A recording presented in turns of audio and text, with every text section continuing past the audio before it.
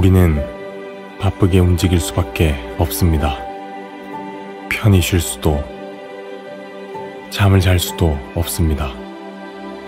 그러나 내일을 함께 꿈꿀 수 있다는 사실 하나는 약속할 수 있습니다.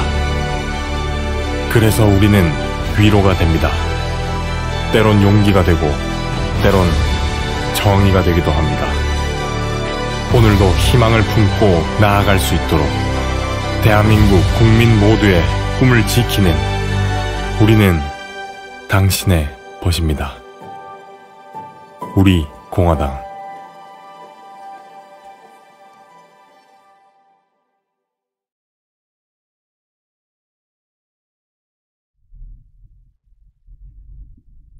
안녕하십니까. 우리 공화당 당원동지 여러분, 그리고 애국 국민 여러분, 다시 일주일 만에 찾아뵙겠습니다. 이런 악법이 대한민국을 망친다 강의. 오늘은 여러분들 잘 아시는, 또 어떻게 말하면 우리에게 큰 상처를 남겼던 공수처법에 대해서 말씀을 드리겠습니다. 제목을 보시면 아시겠지만은 악법을 계약하는 악법 중의 악법, 공수처법 개정안이라고 되어 있습니다. 지금 작년 말에 12월 30일이죠. 그때 국회에서 공수처 법률안을 통과를 시켰습니다. 통과를 시키고 그 다음에 1월 14일 날 정부에서 공포를 하고, 그리고 7월 15일부터 이제 현재 시행되고 있는 법이 바로 공수처법입니다. 그런데 이 공수처법을 지금 더불어민주당에서 두 개의 수정안, 다시 말해서 개정안을 내놨습니다. 근데 우리가 그때 작년 말에 투쟁할 때 공수처법이 얼마나 악법인가, 이 강의 내용 우리 연설을 통해서 많이 이야기를 했죠. 근데 적어도 한 9개월 정도 시간이 흐르면서 이 공수처법의 내용이 뭔가, 또 왜 고치려고 하는가, 이런 문제가 사실은 우리가 중요하게 생각해야 될 문제임에도 불구하고 사실 좀 잊혀져 가고 있는 그런 측면이 있어서 오늘 다시 이 문제를 다루려고 하겠습니다. 지금 이 강의는 분량이 좀 많아서 오늘은 지난 연말에 통과됐던, 그리고 이제 7월 15일부터 시행되고 있는 공수처법의 내용, 이 내용을 이번 시간에 말씀드리고, 그 다음에 그걸 개정하려고 하는데, 이건 더불어민주당이 개정하려고 하는 개정안의 내용이 무엇인가에 대해서는 다음 시간에 말씀을 드리도록 하겠습니다. 근데 정말 제목에서 우리가 알 수 있듯이 정말 악법 중에 악법이다 하는 것을 알 수가 있습니다. 악법을 다시 개악하려고 하는 겁니다. 개악하려고 해가지고, 한마디로 말하면 지금 4.15 총선에서 더불어민주당이 180석 가까운 의석을 확보한 걸 계기로 해서 이제는 다수당이 확고한 다수당이 됐고, 심지어는 3분의 2에 가까운, 3분의 2가 되진 않지만 3분의 2에 가까운 의석을 확보하면서 이제 무소불위의 이제 여당이 된 거죠. 국회에서는 통과를 못 시키게 하나도 없습니다. 그래가지고 그걸 이용해 가지고 사실은 이미 국민적 지탄을 받고 있는 공수처법을 다시 개정하려고 하는 겁니다. 그 내용을 이번 시간에 말씀드리도록 그렇게 하겠습니다. 사실은 우리가 공수처법을 제정하려고 하는 작업이 들어갔을 때 사실은 우리가 잊지 말아야 될 것은 뭐냐, 그 당시 더불어민주당이 공수처법을 어떤 명목으로 들고 나오는가 하는 문제입니다. 바로 그게 뭐냐면, 아니 이 사람들이 왜 공수처법을 제정하려고 했던가, 또 어떤 명목으로 제정하려고 했던가 하는 것을 우리가 되새길 필요가 있습니다. 사실은 이 공수처법의 제정 목적 또는 제정 명목은 뭐냐면 검찰개혁이 있습니다.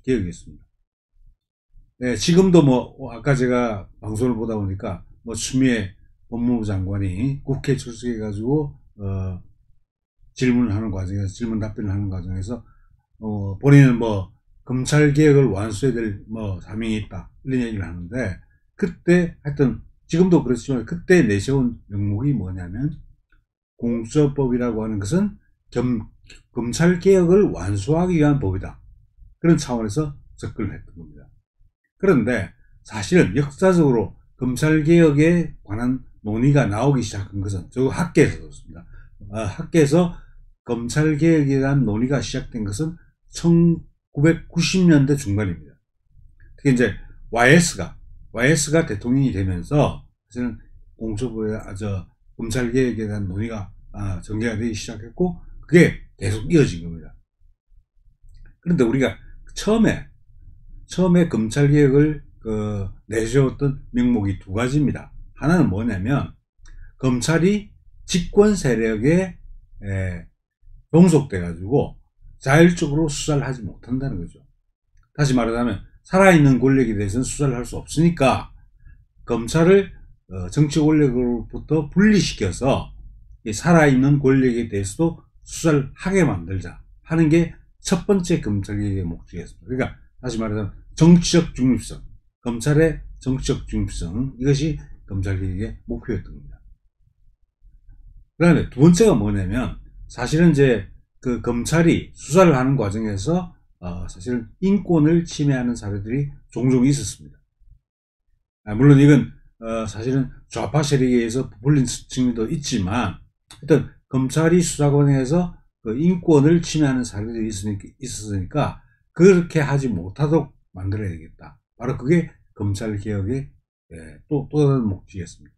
그러니까 검찰의 정치적 중립성 그리고 검찰 수사 과정에서의 인권 보장 요 두 가지 목적이 바로 검찰개혁의 목적이었습니다.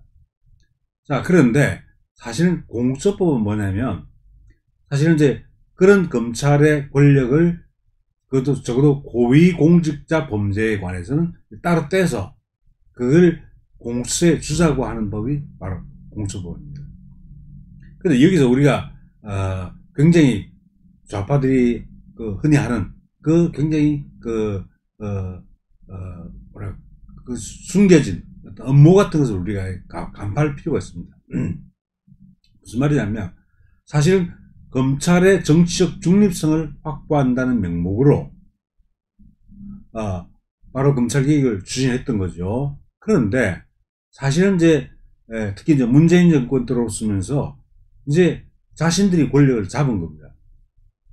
그러면 사실은 검찰을 원래대로라면 검찰개혁을 추진한다고 하는 자신들의 논리에 따르면 사실은 뭐냐면 검찰을 정치적으로 중립성을 보장해 주면 되는 거죠. 그런데 문재인 좌파 독재 정권은 그렇게 하지 않았습니다. 않고 바로 공수처를 만드는 거죠. 그러면 이상하죠. 아니 검찰을 장악하면 될 텐데 검찰을 무력화시키고 공수처를 만든다. 첫 번째 이유는 일단 검찰개혁을 내세운 게 검찰의 중립성 확보인데 그런 검찰개혁의 명목으로 다시 검찰을 장악하는 게 사실 논리적으로 너무 안 맞죠. 그러니까 그렇게 내세울 수 없었던 겁니다. 그렇게 내세울 수 없었던 거죠. 그러니까 검찰개혁을 한다고 해서 정책 중립성을 보장해야 된다고 주장을 해놓고 검찰을 다시 정치 권력에 예속시키는 것은 검찰개혁의 본질에 어긋난다. 너무 명확하게 드러나는 거죠. 그러니까 사실은 그렇게 할 수 없었던 거죠. 그럼 어떻게 하느냐? 그럼 다른 기관을 만들어서 다른 기관을 장악하자. 바로 그게 이 문재인 좌파 독재 정권의 구상이었습니다. 그러니까 검찰은 그냥 정책 중립성이라는 이름하에 장악하지 말고 그 대신 이제 다른 수사기관을 만들어서 그 수사기관을 장악하면 그러면 실질적으로 검찰을 장악한 것과 같은 효과를 거둘 수 있다. 그렇게 본 겁니다. 근데 사실은 이제 그 중간에 좀 좌파 세력들도 아마 헷갈렸던 것 같아요. 뭐냐면 윤석열 검찰총장을 검찰총장에 앉힐 때는 사실은 윤석열 검찰총장을 통해서 검찰을 장악하려고 생각을 했던 것 같습니다. 그런데 윤석열 검찰총장이 어떤 부분에 있어서 집권 세력의 의도와 다른 방향으로 나가고 있으니까 이제는 더 이상 윤석열 검찰총장을 통해서는 검찰을 장악할 수가 없다. 그러니까 바로 공수법을 통과시킨 것 쪽으로 갔었다고 봅니다.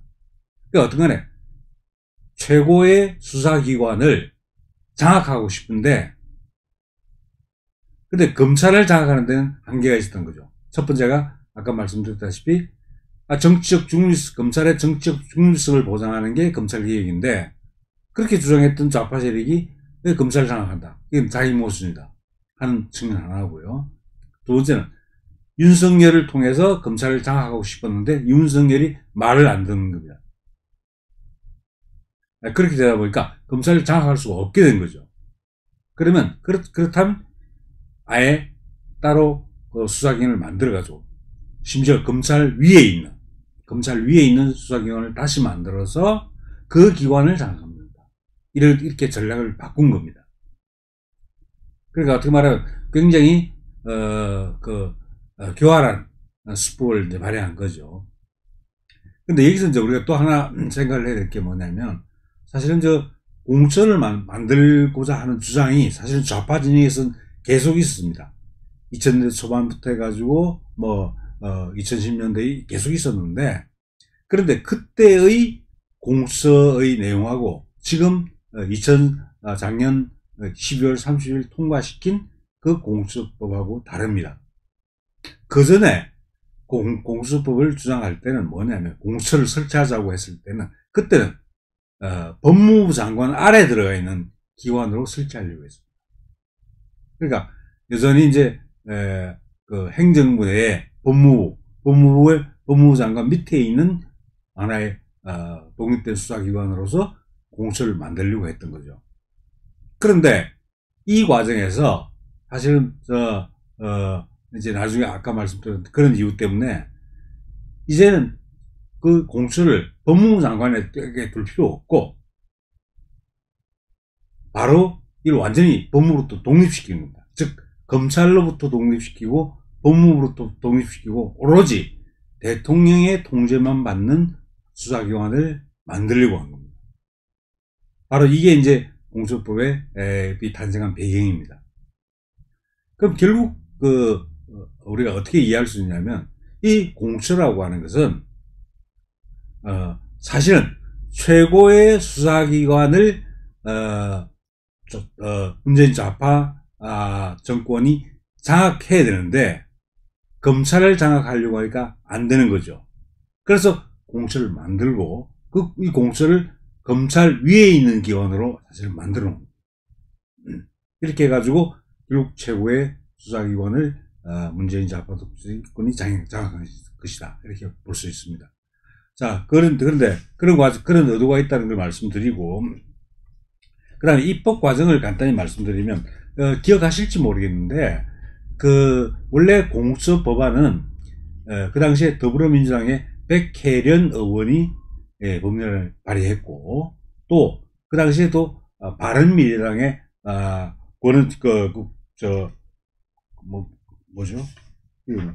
권은희, 제가 이름이 잘 모르겠는데, 권은희 의원이 발의한 법률안이 있었습니다. 그런데 요 두 가지가 좀 다릅니다. 즉 백혜련 의원이 발의한 법률은 고위공직자 범죄수사처라고 되어 있습니다. 고위공직자 범죄입니다. 이거는 범죄수사처라고 되어 있습니다. 근데 권은희 의원이 발의한 법안은 고위공직자 부패수사처라고 되어 있습니다. 그래서 범죄와 부패, 서로 다른 용어를 사용하고 있죠. 많은 부분이, 같은 부분이 있긴 하지만, 근데 두 법률안이 발의가 됐는데, 그런데 사실은 이 법률안이, 그 당시에 이제 이 법률안을 주로 발의했던 게 뭐냐면, 사개특위, 사법개혁특별위원회, 이걸 통해서, 법안이 발의가 되는데, 이 사개특위를 통과하는 과정에서 두 개를 다 통과시켰습니다. 즉, 백혜련 법률안하고, 권은희 법률안을 모두 통과시킨 거죠. 그건 뭐냐면, 사실상, 그 당시에 바른미래당, 이쪽에, 지지를 이끌어내기 위해서, 뭐냐면, 한마디로 말하면, 4+1 이런 게 이야기 있었죠. 그죠? 그런 식으로, 법률 통과를, 통과에 필요한 정족수를 확보하기 위해서 바른미래당도 일종의 배려를 해준 겁니다. 봐준 겁니다. 그래서 같이 통과시켰습니다. 그래가지고 권은희 법률안의 경우에도 본회의까지 갔습니다. 근데 이제 본회의에서 표결이 어떻게 됐냐면 백혜련 법률안이 먼저 표결을 진행했습니다. 근데 물론 그 중간에 본회의에서 이게 다시 수정안이 나와가지고 백혜련 법률안에 대한 수정안, 이 수정안이 국회에서 표결이 됐는데 그때 통과가 된 겁니다. 그리고 이어서 권은희 법률안이 마찬가지로 본회의에서 표결에 붙여졌는데 그때 당연히 붙기를 했죠. 그래서 그날이 12월 30일입니다.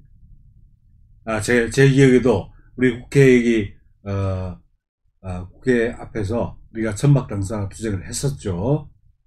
천막당사 투쟁을 하면서 정말 우리가 목 터져라, 우리 공처 반대한다는 걸 외쳤죠. 저도 현장에 있었습니다.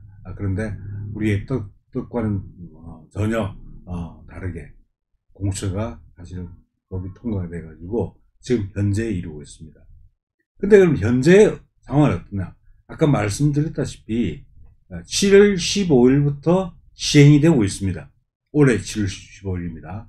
그러면 그 법에 따라서 공처가 구성이 돼야 되겠죠. 근데 현재 구성이 되지 못하고 있습니다. 이 구성이 되고 있지 못하니까 지금 더불어민주당 쪽에서 새로운 개정안을 내가지고 어떤 간에 공처를 출범시키려고 사실은 개정을 낸 겁니다. 즉 공처가 출범할 수 있는 방식으로 이 법률안을 현재 현행법을 바꾸는 거죠. 그래서 뭐냐면 개정을 다시 발의하게 됩니다. 아마 이번 정기국회에서 처리될 가능성도 저는 있다고 봅니다. 있다고 보는데 사실은 직접적으로 말씀드리면 우리 공화당 같은 경우는 원내 정당이 아니고 그리고 또 실제로 우리가 우리 당 소속 자치단체장 일이 있는 게 아니죠. 그렇기 때문에 실제로 직접적으로 우리 당이 공수처법에 적용을 받을 가능성은 없습니다. 없다고 볼 수 있는데, 그런데 이게 정말 무시무시한 게 뭐냐면 모든 정부기관, 입법행정사법부 다 포함합니다. 입법행정사법부의 고위 공직자들을 전부 수사할 수 있는 기관이 공수처입니다. 그러니까 공수처는 한마디로 모든 입법행정사법부의 모든 고위공직자들의 목을 잡고 있는 거죠. 목을 잡고 있는 겁니다. 우리 공화당에서 문재인 좌파 독재정권이라는 말을 쓰는 이유가 바로 그겁니다. 그걸 가장 잘 보여주는 것이 공수처입니다. 그 공수처를 통해서 입법부 고위공무원, 국회의원을 포함합니다. 그 다음에 행정부 물론이고요. 그리고 사법부의 판사들, 이 사람들을 수사할 수가 있습니다. 수사할 수가 있는데 그 수사권을 통해 가지고 물론 이제 공소 제기도 할 수 있고 또 공소 유지도 할 수 있습니다. 이런 수사권을 통해 가지고 실질적으로 그 사람들을 완전히 통제하는 거죠. 그럼 예컨대 공수처에서 만약에 입법부의 어떤 국회의원, 야당 의원이 되겠죠. 야당 국회의원을 정말 죽여야 되겠다, 손봐야 되겠다라고 생각을 하면 정말 표적 수사를 바로 하는 겁니다. 방법은 여러 가지가 있겠죠. 투스를 넣거나 고발을 하거나 여러 가지 방법이 있겠죠. 그래서 수사 단초가 딱 확보가 되면 그 국회의원에 대해서 집중적으로 표적 수사를 하게 되는 거죠. 그러면 실제 국회의원들은 의정 활동을 하는 과정에서 실제로 여러 가지 측면에서 법적으로 문제될 수 있는 행위를 하게 되는 거죠. 할 수밖에 없는 경우도 있습니다. 그런 걸 다 털어내는 겁니다.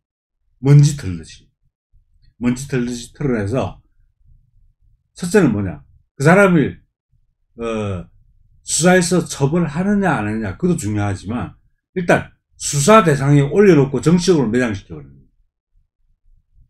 공수처의 수사 대상으로 올려놓고 그 사람을 정치적으로 매장시키는 걸 바로 하게 되는 거죠. 그럼 나중에 설령 그 공처가 기소한 내용이 법원에서 무죄 판결을 받는다 하더라도 그 국회의원은 굉장히 중대한 타격을 입게 되는 거죠. 그러니까 이미 상처를 다 입고 나서 나중에 무죄 판결을 받게 된다는 겁니다. 바로 이런 측면에서 공처는 정말 무시무시한 법이다. 그것을 알 수 있는데 그 내용을 잠깐 설명드리겠습니다. 제일 먼저 이 공처의 조직을 간단히 말씀드리면, 첫째, 공처니까 처장이 있습니다. 그리고 차장이 있습니다. 그리고 공처 검사가 있습니다. 그리고 공처 수사관이 있습니다. 이렇게 그러면 이제 행정 인력들이 이제 붙게 되죠. 그래서 이 네 가지가 중심입니다. 처장, 차장, 검사, 공처 검사, 공처 수사관, 이렇게 네 가지가 있는데, 가장 핵심적인 역할을 하는 것은 처장이 바로 핵심적인 역할을 하겠죠. 근데 이 처장을 누가 뽑느냐, 그걸 말씀드리면, 이 공수처장은 제일 먼저 첫째 뭐냐, 첫 번째 절차가 이 추천위원회, 공수처장 후보 추천위원회라는 걸 만들게 되어 있습니다. 그 추천위원회의 추천을 받게 되어 있습니다. 자, 그런데 이 공수처장 추천위원회, 이게 지금 구성이 안 된 겁니다, 지금 구성이 안 돼서 처장을 뽑지를 못하죠. 그래서 지금 사실은 공수처가 아직 출범이 안 된 겁니다. 근데 그 중에, 이제 요소 중에 하나가 뭐냐면, 사실은 공수처장 추천위원회를 구성할 때 어떻게 됐냐면, 그게 야당 추천 공수처 추천위원회 위원이 2명이 들어가게 됐습니다. 2명이. 7명의 위원으로 구성되게 되어 있는데, 그 가운데 야당 추천위원이 2명 들어가 있는 거죠. 그런데 사실은 지금 현재 이제 국민의힘당이죠. 국민의힘당이 이 2명을 추천 안 한 겁니다. 그러니까 사실 구성이 안 되죠. 추천위원회 위원이 구성이 다 안 됩니다. 위원이 다 선임이 돼야 공수처장 후보 추천위원회가 구성이 되는데, 이게 안 되는 겁니다. 그래서 사실은 이 공수처가 필요하고 있는 점이죠. 근데 나중에 말씀드리겠지만 다음 시간에 지금 이제 야당에서 추천을 안 하니까 이 방식을 바꾸려고 하는 겁니다. 즉 여당 단독으로 또는 여당이 다수를 이용해서 실제로 공수처장 추천위원회를 구성하는 방식을 도입하려고 하는 겁니다. 그래서 어떤 출범을 시켜야겠다 하는 게 더불어민주당의 생각입니다. 근데 어떤 간에 국민의힘당에서는 기본적으로 어떤 간에 아까 얘기했던 위원 추천권이 있는데, 그 추천권을 행사하지 않음으로써 추천위원회가 구성되지 못하도록 막고 있습니다. 근데 얼마만큼 잘 싸워서 이걸 막아낼 수 있을지, 그건 사실은 의문입니다.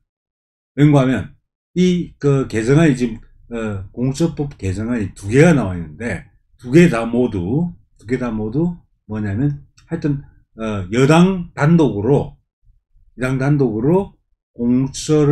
공수처장 후보 추천위원회를 구성할 수 있는 방향으로 개정을 하려고 합니다.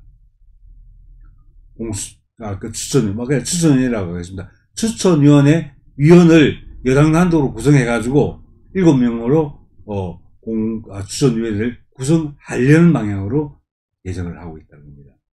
그 핵심입니다. 근데 어떤 간에 이 공수처장은 추천위원회의 추천을 받습니다. 추천위원회에서 추천을 받고, 그 다음에 그 근데 추천위원회가 2명을 추천합니다. 1명을 추천하는 게 아닙니다. 2명을 추천합니다. 사실 이것도 어떻게 보면 꼼수라고 할 수 있는데요. 좋게 해석하면 여당 쪽에서 밀고 있는 처장 후보, 그리고 야당 쪽에서 밀고 있는 처장 후보, 이걸 통과시키는 주는 쪽으로 그렇게 하는 거죠. 추천하는 거죠. 그런데 어떤 간에 이 추천위원회에서 2명을 추천하면 대통령이 그 가운데 한 명을 지명을 합니다. 한 명을. 안 봐도 뻔하죠. 기본적으로 여당이 추천한, 여당이 밀고 있는 그런 후보를 지명을 하겠죠. 그리고 국회에서 인사청문회를 거쳐가지고 대통령이 임명하게 되어 있습니다. 대통령이. 그런데 사실은 여기서 우리가 그 부분과 관련해서 우리가 좀 유념해야 될 것은, 지금 저 공처법을 옹호하는 학자들도 있습니다. 학자들도 있고, 그 세력들이 내세우는 주장은 뭐냐.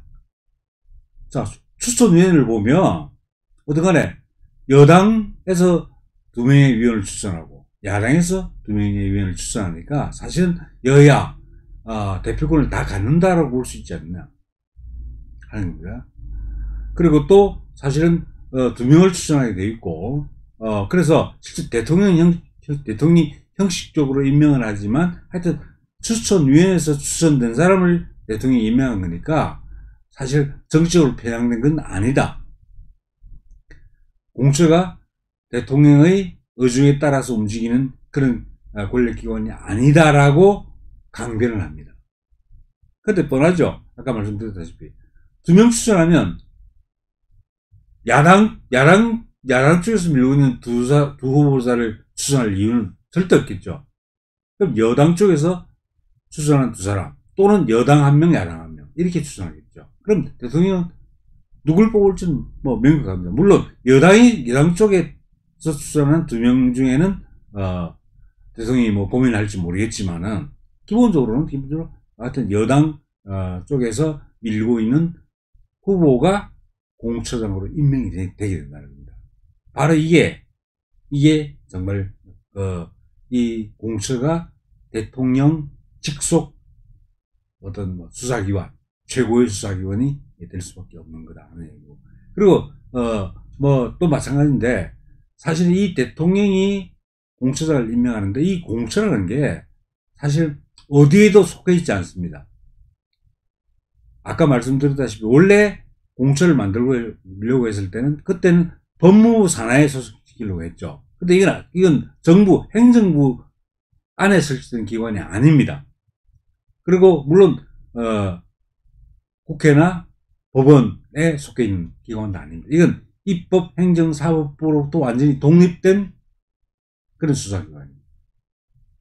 근데 이게 마치 이렇게 독립되어 있으니까, 입법, 행정, 사법부로부터 독립되어 있으니까 마치 이게 공처가 정치적으로 중립적인 기관인 것처럼 보일 수도 있지만, 사실은 뭐냐면 실제로는 공처장을 대통령이 임명한다는 거 하고, 그 다음에 그 공처가 어떤 입법행정사법부 어디에도 속해 있지 않지만, 또 동시에 입법행정사법부로부터 아무런 견제 통제를 받지 않습니다.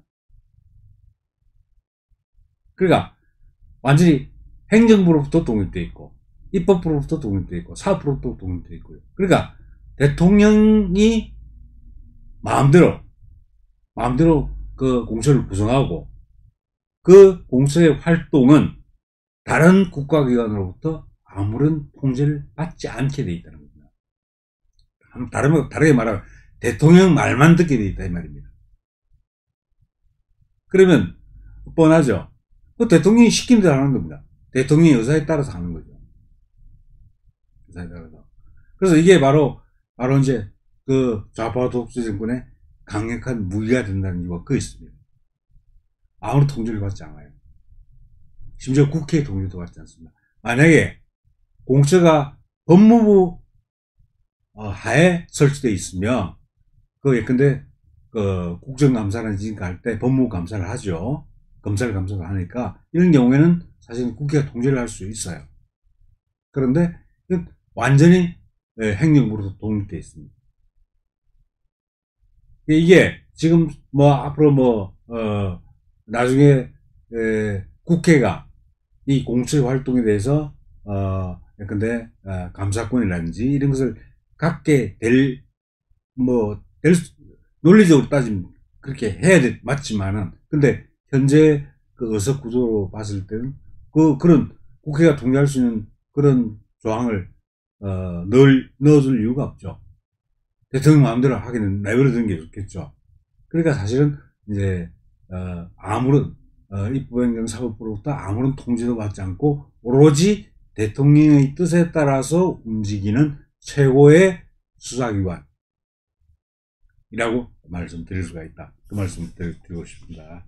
자, 근데 여기서 이 공수장이 될 수 있는 사람이 누구냐 하는 문제입니다. 누구냐 하는 문제인데, 물론 이건 이제 변호사 자격이 있어야 되고, 뭐 판사, 검사 이런 사람들, 변호사 이런 사람 자격 요건이 정해져 있습니다. 그래서 하여튼 15년 이상 수사 관련 업무 이런 걸 담당했던 사람이 공수장이 될 수 있는 자격이 있습니다. 근데 여기 이제 이건 원래 안 들어 나온 건데, 여기 보면 이제 어떤 조항을 넣어놨냐면, 판사, 검사, 변호사가 공수장이 되는 건 뭐 당연하다고 볼 수 있죠. 그런데 변호사 자격이 있는 사람으로서 국가기관 등에서 법률에 관한 사무에 종사한 사람, 이 사람도 할 수 있게 됐습니다. 그런데 여러분 아셔야 되는 게, 이미 알고 계시기도 하겠지만, 실제로 좌파들이, 근데 변호사 옛날 사법시험 합격해가지고 그런 경우가 있었지만, 실제로 좌파들은 그렇게 열심히 공부한 사람들이 아닙니다. 그래서 실제로 그 판사, 검사, 변호사는 할 수 있지만 판사, 검사가 되는 경우가 잘 없어요. 그래서 보통 어떤 경우로 나가는 경우가 많으냐면, 근데 국가기관 같은데, 근데 공무원으로 들어가는 경우가 있습니다. 특히 좌파 단체들은 뭐 각종 위원회 같은 거 만들어가지고, 뭐 조사위원회 같은 거, 거기서 근데 세월호 특조위 같은 거, 특별조사위원회 같은 거 만들어 조사하면 하죠. 그런 기관에 들어있었던 좌파 성향의 변호사들, 이 사람들을 뽑아 올리기 위해서 이 조항을 넣어놓은 겁니다. 즉, 판사, 검사가 아니라 되는 거죠. 일반 변호사로서, 뭐냐면, 이런, 조사 활동에 종사했던 사람, 경력이 15년인 사람, 이런 사람을 서장으로 뽑아 올릴 수 있도록 만들어 놓은 겁니다. 그래서 이게 바로 그 당시도 논란이 많이 됐습니다. 결국 뭐냐면, 하여튼, 사법시험 합격이나 여러 가지 성적이 안 돼서, 사실 밀렸던, 판사, 검사가 되지 못하고 밀려났던 사람들이 하여튼 이 좌파 인맥을 타고 그런 여러 가지 조사위원회 같은 데 들어가서 조사 활동한 거, 그 활동을 인정받아서 서장이 될 수 있도록 한 겁니다. 바로 이 부분이 중요한 문제 조항 중에 하나입니다, 사실은. 그렇다는 거 말씀드리고. 근데 이제 이건 임기가 정해져 있습니다. 임기가 3년입니다. 그리고 연임할 수 없습니다. 서장은 그렇습니다. 그리고 정년은 65세입니다. 자, 그 3년 동안 대통령에게 열심히 봉사하라는 얘기입니다. 하여튼 그렇게 되어 있다는 거 말씀드리고요.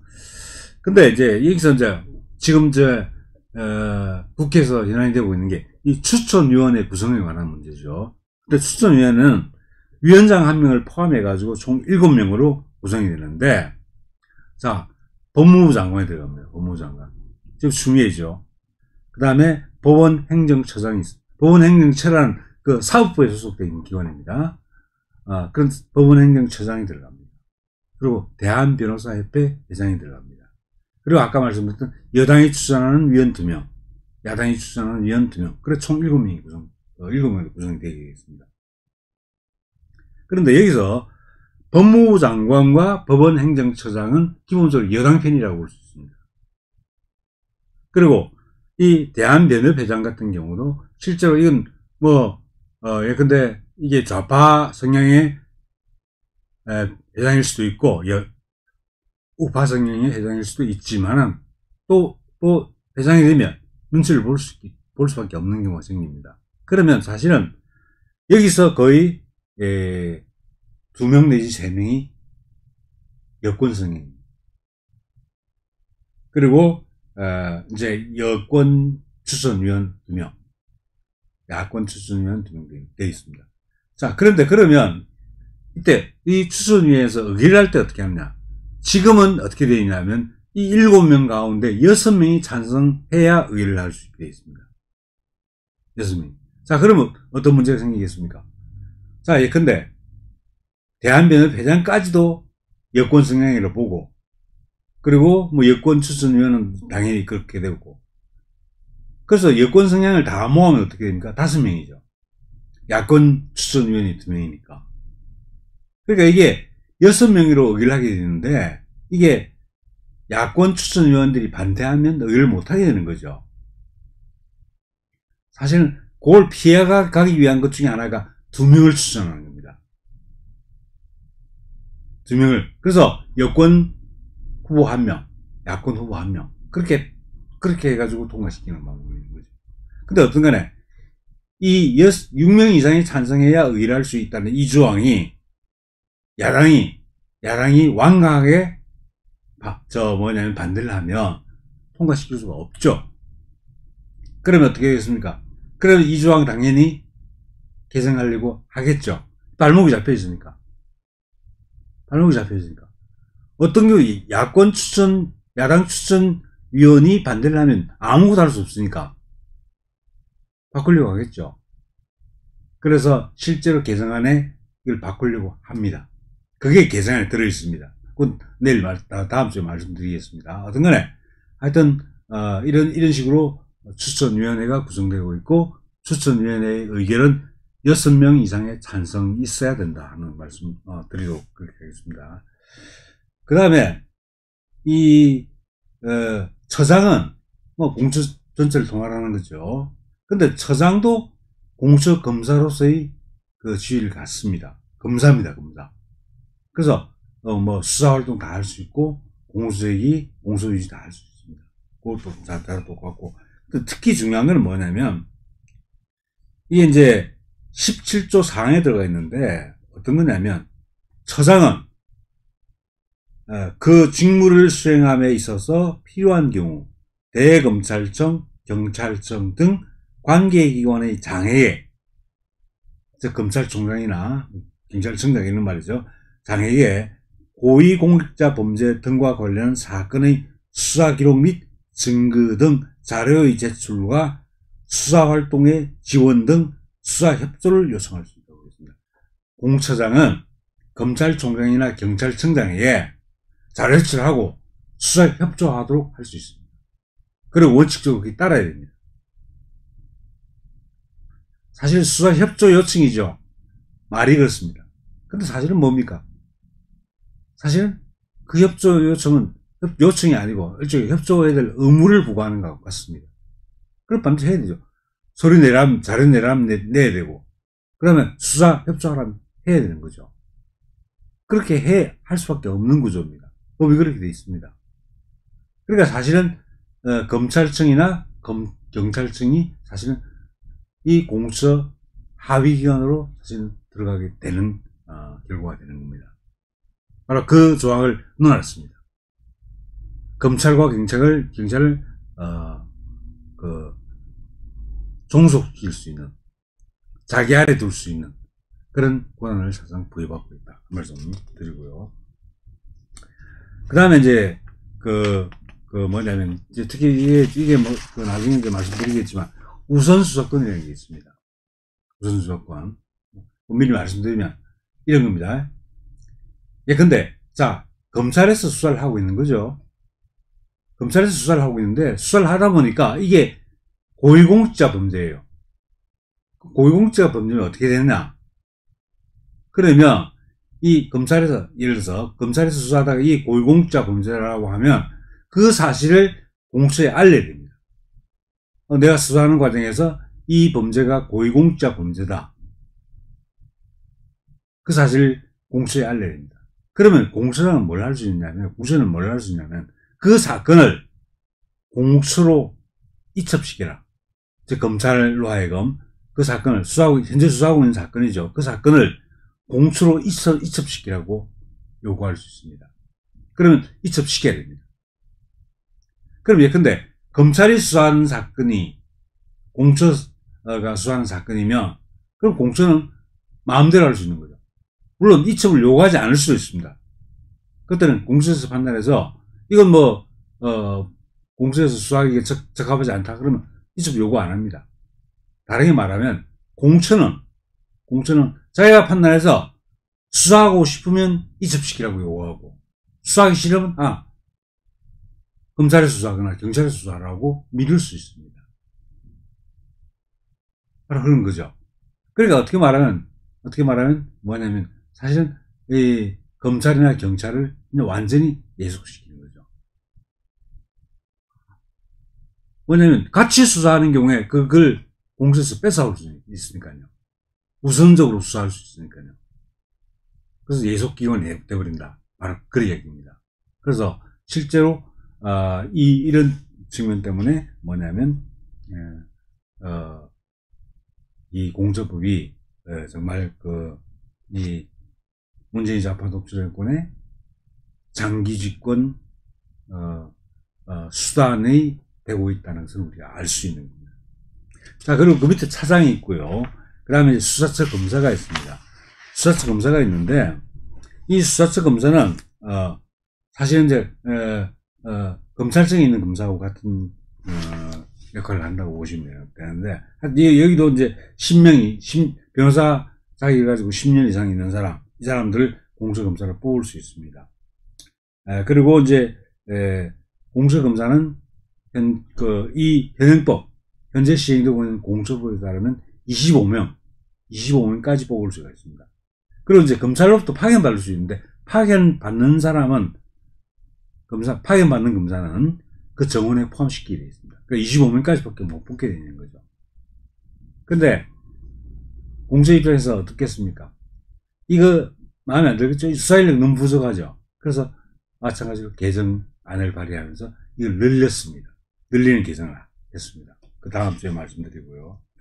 자, 그 내용이 있는데, 그 다음에 이제 그럼 이런 이제 처장, 차장, 공수검사, 그 아래 이제 공수수사관, 이 검찰 수사관에 해당하는 거라고 볼 수 있는데, 하여튼 이걸 또 40명 두게 되겠습니다. 근데 이것도 늘려놨습니다. 이것을 늘려놨고요. 늘리는 개정을 내놨고요. 그리고 또 하나는 파견을 받을 수 있게 되어 있습니다. 다른 국가기관으로부터 파견을 받을 수 있어가지고, 실제로 규모가 작은 것처럼 보이지만은, 정원을 보면 처음에 얼마 안 되는 것처럼 보이지만, 근데 지금 개정안을 통해서 늘리고 있을 뿐만 아니고, 많은 공무원들을 파견받을 수가 있어요. 그렇기 때문에 굉장히 규모가 커집니다. 사실은 우리 국가기관의 권력의 세기는, 강도는 국가기관의 규모의 크기에 비례한다고 볼 수 있습니다. 그러니까 몸집을 키워놓으면 그만큼 권력도 강해지는 겁니다.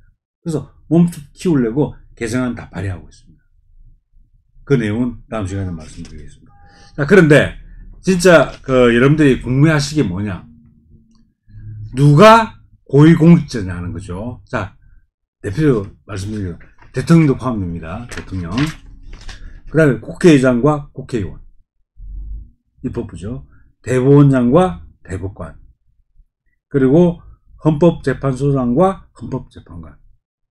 그리고 국무총리와 국무총리실 소속의 정무직 공무원. 중앙선거관리위원회 정무직 공무원. 자, 그리고 또 이제 여러분들이 아셔야 될 것이 뭐냐면 검찰총장.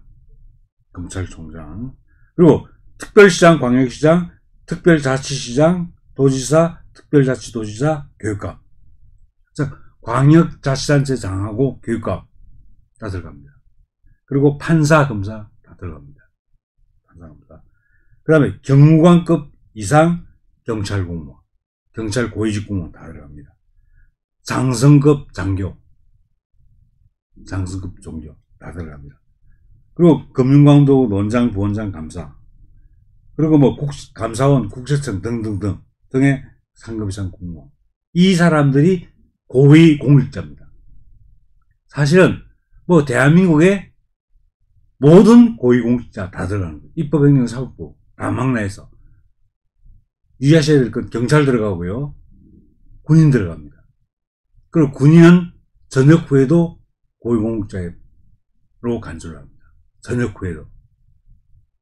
자, 그 내용을 알아두시고요. 근데 그러면 이 공수처법으로 공수처에서 수사할 수 있는 범죄가 뭐냐 하는 거죠. 범죄는 워낙 여러 가지 자세한 규정이 있지만 간략하게 말씀드리겠습니다. 공무원 신분에서 범할 수 있는 범죄, 공무원 신분을 가져야만 범할 수 있는 범죄, 이런 문제가 있습니다. 예컨대 직무유기, 또 직권남용, 이런 공무원이 아니면 직무유기나 직권남용을 할 수 없습니다. 이 같은 경우. 그러니까 이런 공무원이어야만 반드시 할 수 있는 범죄가 있습니다. 그것을 공무원의 직무에 관한 죄라고 하는데, 이 죄가 일단 고위공직자 범죄에 해당합니다.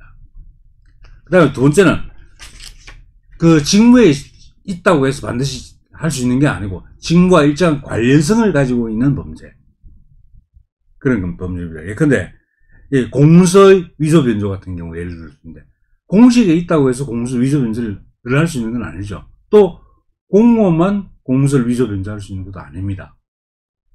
그렇죠? 아까 앞에 말씀드린 건 공무원만 할 수 있는 범죄라고 그랬죠. 근데 이건 뭐냐면 공무서 위조 변조 같은 건 공무원이라고 반드시 할 수 있는 것도 아니고 일반인도 할 수 있죠.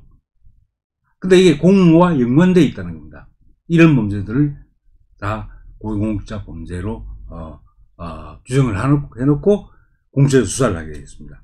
그리고 이제 여러 가지 특별법상으로 특별법상의 공직 관련 범죄를 마찬가지로 포함시키고 있습니다. 그 내용을. 그런데 여기서 정말 재밌는 게, 정말 이 공수처법이 정말 어떻게 보면 악랄한 건데, 고위공직자 범죄라는 걸 따로 만들어 놓고, 그 다음에 또 뭐냐면 고위공직자 범죄와 관련된 범죄, 관련 범죄라는 범죄를 따로 하나 만들어 놨습니다. 그리고 이걸 다 묶어 가지고 이걸 공수처가 다 수사를 합니다.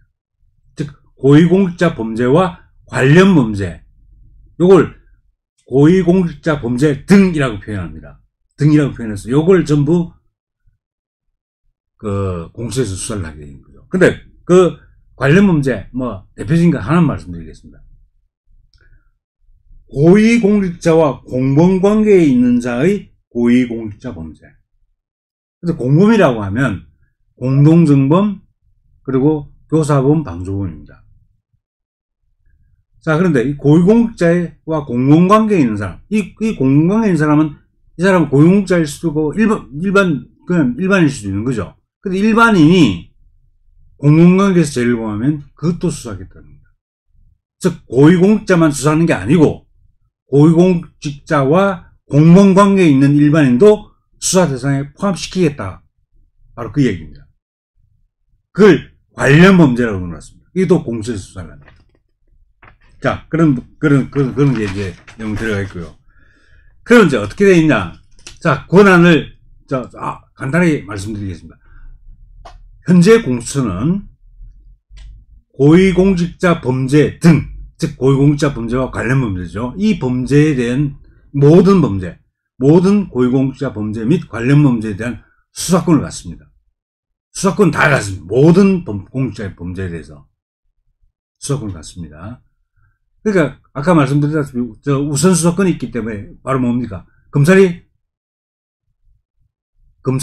공수처가 검찰에게 요구하면, 이첩하라고 요구하면은 이첩해야 되죠. 그래서 사실 이 공직자들의 범죄를 공수처가 독점적으로 수사하게 될 가능성이 있습니다. 검찰 수사를 못하게 되는 거죠. 바로 그게 되는 거고요. 그 다음에 두 번째가 뭐냐면 이 공소 제기 유지권입니다. 하여튼 법원에다가 처벌해달라고 공소를 제기하고 그리고 재판 과정을 쭉 유지하는 거 있죠. 그걸 공소 제기 유지권이라고 하는데, 원래 현행 공수처법에는 대법원장과 대법관, 검찰총장, 판사 및 검사, 법무관 이상 경찰 공무원의 고위공직자 범죄에 대해서만 공소제기, 공소유지권을 공수처에 인정한 거죠. 그렇습니다. 그러니까 요 범죄에 있는, 그러니까 특정 공무원이라고, 특정한 공무원이죠. 그러니까 대법원장은 대법관 등등등 특정 공무원의 고위공직자 범죄 등에 대해서 공소제기 유지권을 부여한 겁니다. 그런데 이게 그러니까 어떻게 말하면 공소제기 유지권은 한정돼 있죠. 공수처가 가는 게. 그런데 그걸 어떻게 하냐. 지금 개정안을 통해 가지고 이걸 모든 고위공직자 범죄에 대해서 공소제기 유지권을 공수처에 다 부여하는 쪽으로 개정을 했습니다. 개정을 하려고 합니다. 이제 처음엔 조금만 가졌다가 공소제기 이게 이제 검찰하고 이제 역학관계도 사실 있기 때문에 그런데 이제 자기들이 마음대로 할 수 있게 했으니까 이제는 뭐냐 모든 범죄에 대해서 수사권, 공소제기권, 공소유지권을 다 가지게 된 겁니다. 이제는 모든 그래서 사실 검찰은 또 뭐 경찰은 사실 완전히 무력화된 겁니다. 고위공직자 범죄 이제 거의 공수처가 독점적으로 수사를 하고 있습니다. 근데 이건 뭐 아시겠지만 이 독점적으로 수사권, 공소제기권, 공소유지권을 갖는다는 말은 검찰이 아니 공수처가 마음대로 할 수 있다는 겁니다. 봐주고 싶은 사건은 어떻게 합니까? 깔아뭉갭니다. 수사 안 하고 공소제기 안 하고 뭉개는 거죠. 근데 정말 손봐야 되겠다는 사람은 표적 수사를 해가지고 집중적으로 수사를 하고 공소제기하고 공소유지합니다. 바로 그렇게 하려고 한 겁니다. 그래서 이제는 수사권, 뭐 공소제기, 유지권 다 가진 모든 고위공직자 범죄에 대해서 정말 무시무시한 권력을 가지게 된 거죠. 그 내용 말씀드리고요. 그 다음에 아까 말씀드렸다시피 다른 수사기관이 수사하고 있을 때 그게 고위공직자 범죄에 해당하는 경우에는 공수처에서 이첩을 하도록 요구할 수 있습니다. 그러면 반드시 이첩을 해야 됩니다. 그래서 결과적으로 공수처가 이첩을 받아서 독점적으로 수사를 할 수 있게 되는 겁니다. 바로 이러한 법이 뭐냐면 바로 공수처법입니다. 그래서 이게 사실 제가 워낙 뭐 방대한 내용이 많이 들어있지만은 제가 간략하게 말씀드린 건 이 정도입니다. 그런데 우리가 사실은 여기서 따져봐야 될 문제는 이 공수처법이 왜 문제가 되는가? 또 법적으로 어떤 문제가 있는가?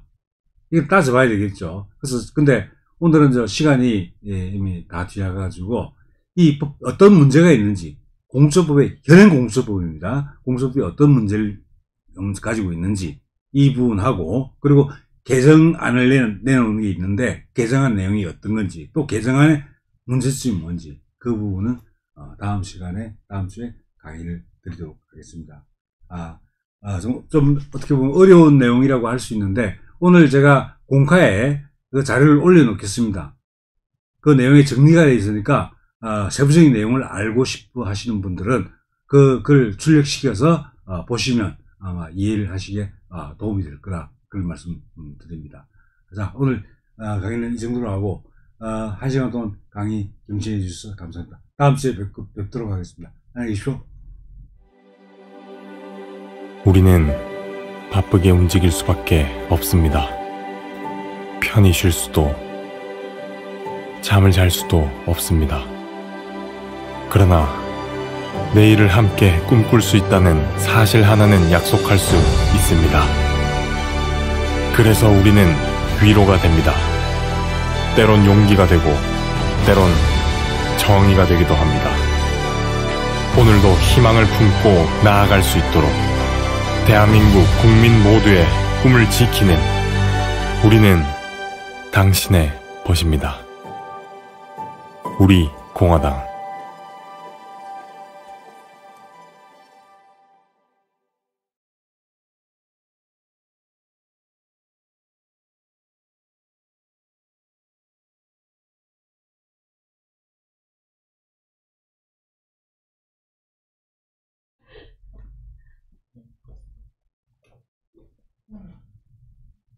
너무 하고 싶은 말이 많아.